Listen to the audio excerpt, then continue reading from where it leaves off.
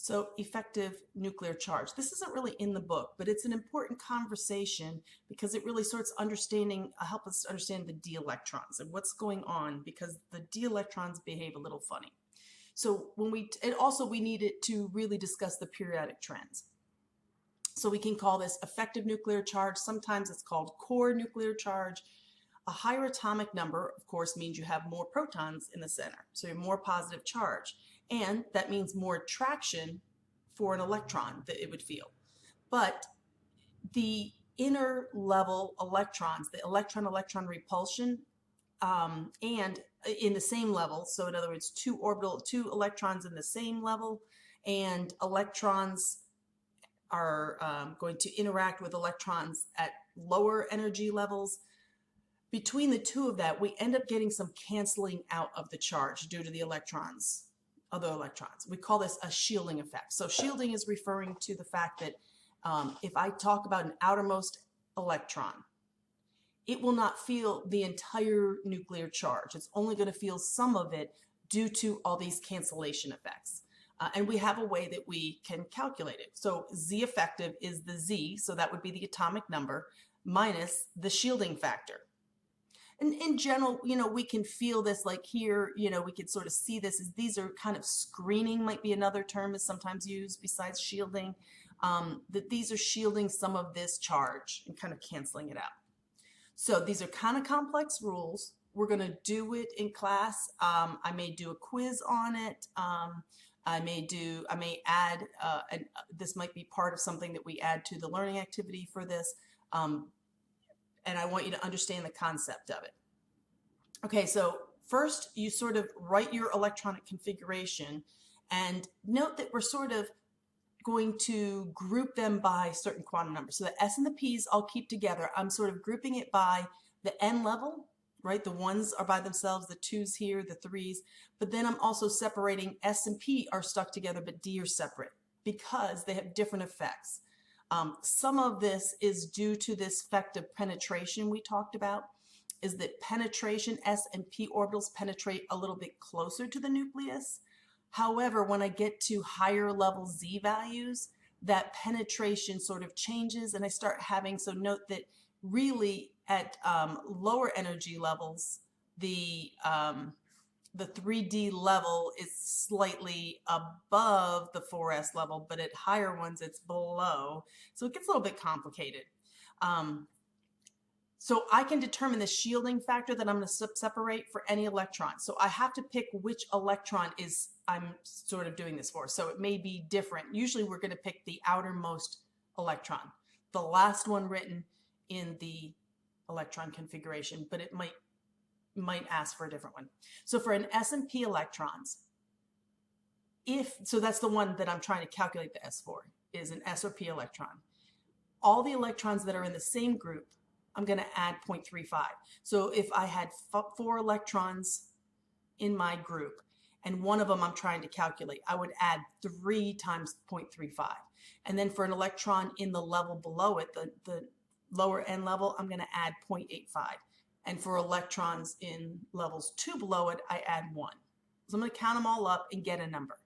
This is saying that I'll have more shielding from the lower levels than for the next lower level, and even less shielding for the ones in the same level.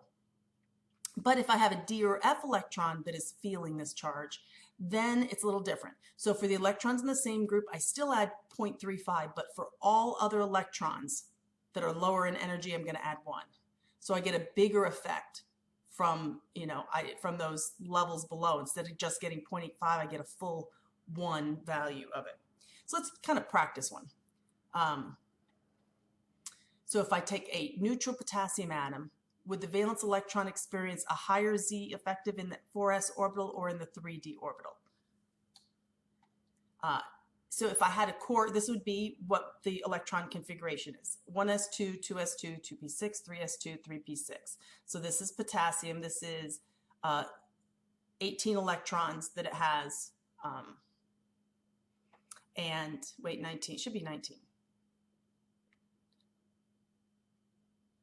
Oh, this is talking about the ones besides the one I'm talking about. So it should be a 4s1 configuration. but this is the core is talking about, I'm just writing down all the other electrons. Okay, and that now you see it, right? So it's asking, if I put that next electron, that valence electron, into the 4s orbital, what would it see for Z effective? If I put it into the 3d electron, what would it see? Okay, so in this case, remember, for all the other ones in the same group, but it's by itself, right? So there are no other ones in the same group. That would be 0.35. And then for the one in the level below it, so this is 4, n minus 1 is 3. So I'm going to do 2 plus 6 is 8 times 0.85. And then I have 10 at the levels below it, 10 times 1. I get a shielding of 16.8. If I do it for here, remember d electrons have slightly different rules. Oh, and now I can take this, I can subtract from my atomic number of 19, and I get a effective of 2.2. So that means that if the electron is in the 4s level, it feels a pull from the protons of 2.2. Note here, remember, there is none in this same shell, so I don't have any of the 0.35 type, but I have all 18 are going to have a full factor of 1. So it's going to feel more shielding.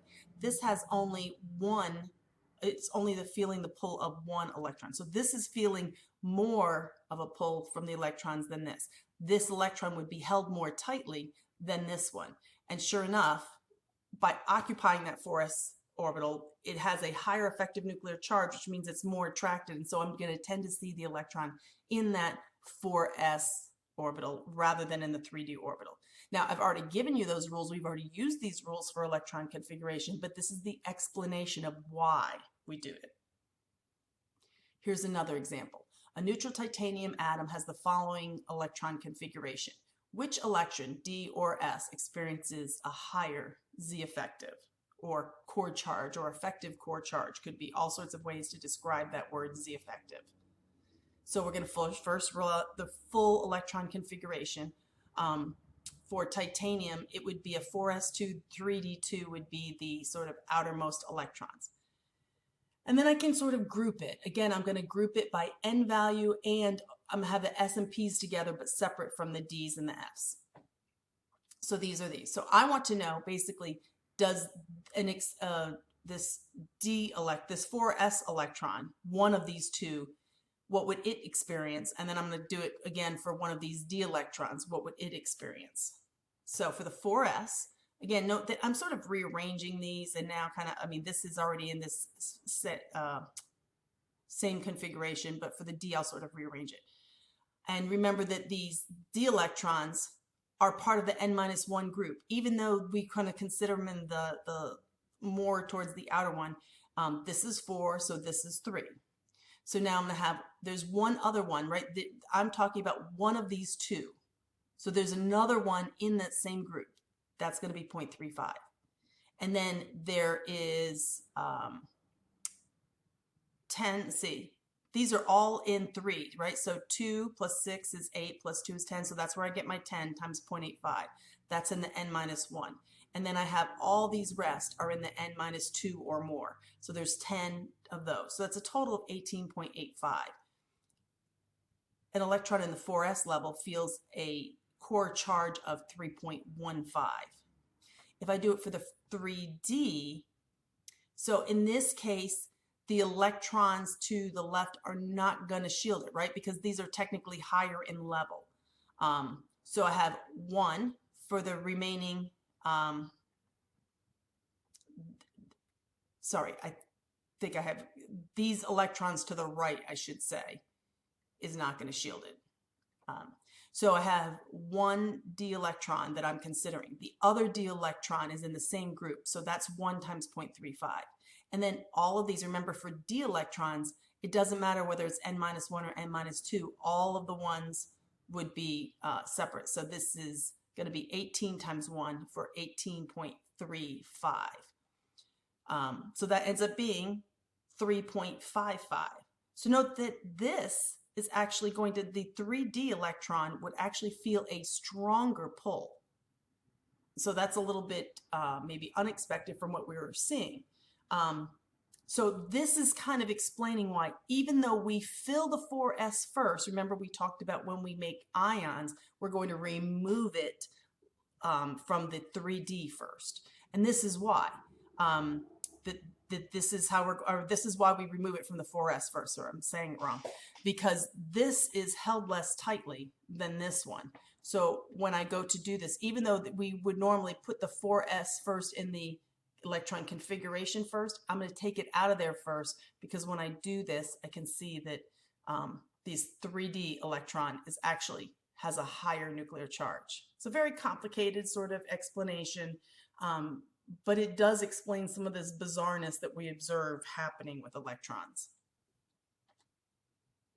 For class, we will practice calculating the Z effective for the outermost electron in these three. And we're going to use that towards it when we talk about this. This will kind of help explain some of our periodicity that we talked about.